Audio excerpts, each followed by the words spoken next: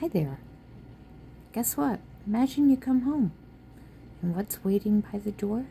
Your Esa. Do you ever contemplate what it means to you?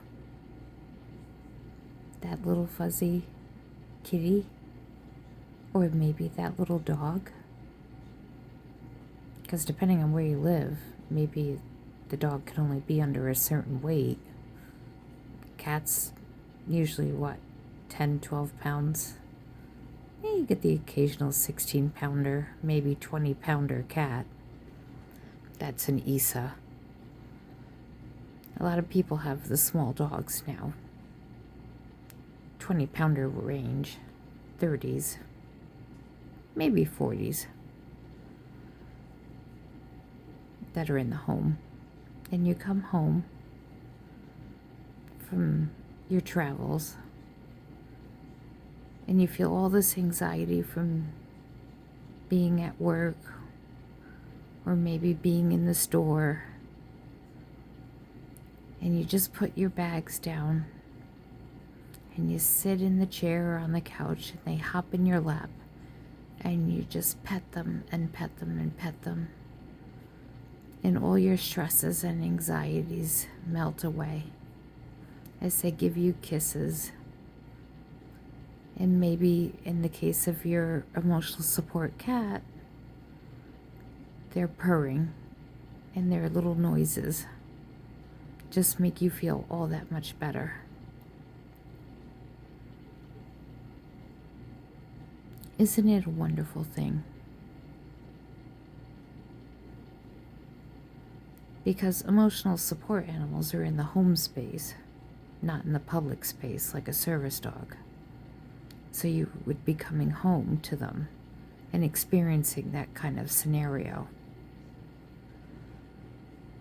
Because legally, you wouldn't have an emotional support animal on the bus with you, or in a store, or at work, or in a doctor's office. So you would be coming home to them after you've experienced whatever you've experienced out in the public space. But even for many people that are home all day, maybe because of their disability, and they have people come to them, and the groceries come to them by various means, the animals do provide a means of support, which is definitely needed to help pass the day. But they serve a different purpose than a service dog, which we'll get into in a different episode. But what does that animal mean to you? In a different episode, we talked about what service dogs mean to you, and I alluded to about the Esas. But I wanted to focus on, in this episode, what the Esas mean and their importance to their owners, because they can be just as important in their purpose. But maybe someone doesn't need the full-fledged services of a service dog. Maybe they can go out into the world, work, even if it's a part-time job, and then come home to their Esa. Or go out shopping and get their groceries and then come home to their Esa. Which is great. There's nothing wrong with that. Their Esa is just as important in their life. It just performs a little differentness than a pet. It's providing that comfort.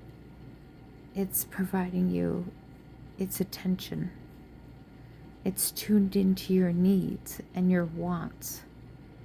And it's there for you when you need it. It has social skills, right? It's allowed to be in where no pets are allowed because of disability, because of emotional need. So they do have to have house manners, right? Which makes them all very special than a pet. So we bond with them on a deeper level, maybe even deeper sometimes than a pet, just like a person does with their service dog. The bond is so much deeper.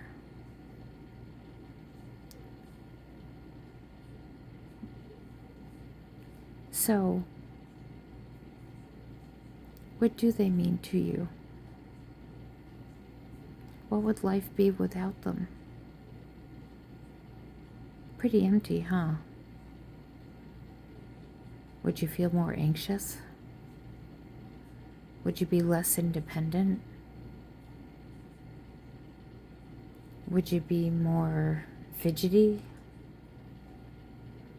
Would you be more sad?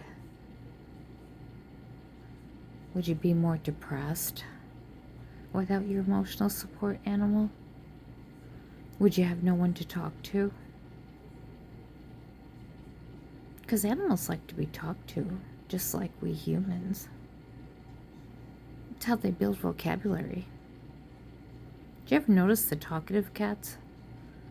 They usually have humans that talk to them. Yeah. My emotional support cat, she talks. She makes lots of noises and meows, but me and my significant other, we talk to our emotional support animals, and they talk back to us. They don't really say words, but they make a lot of different meows. Did you know a cat can have up to 300 different types of meows? Or noises in the meow vocabulary? Isn't that amazing? All because they hear speech and they're talked to and paid attention to. Same thing with the dog. Their vocabulary and understanding of their owner grows and their environment grows just by us talking to them and teaching them commands. Cats are trainable. Dogs are trainable. Isas have basic skills. So why not? Right? Let them provide that deep pressure. Let them be all cuddly in our lap and provide that warmth. Let them give us that healing energy that they do. Aren't they special? The way they connect with us.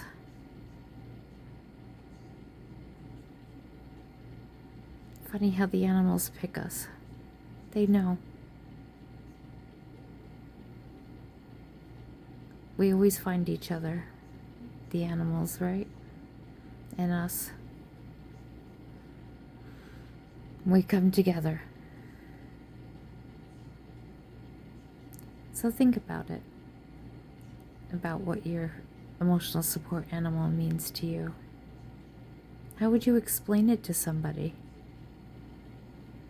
If somebody asked you, what does your emotional support animal do for you? Even though you can't take it to a store or on a bus with you. But it gives you that emotional security at home, recharges your batteries so you can face the world again and pull yourself back together and go back out into the world, right? But of course, if you find you need something more than the emotional support animal, then it's time to have a discussion with your doctor or your therapist and look into something a bit more skill leveled, like a psychiatric service dog. But in this video, we're talking about the service animal being the cat or the dog. in the home space. And then meeting you at the door when you come in. How special is that? How special is it for them to curl up beside you and on your lap? To be there and give you that deep pressure when you need it. When you're feeling sad. To love you.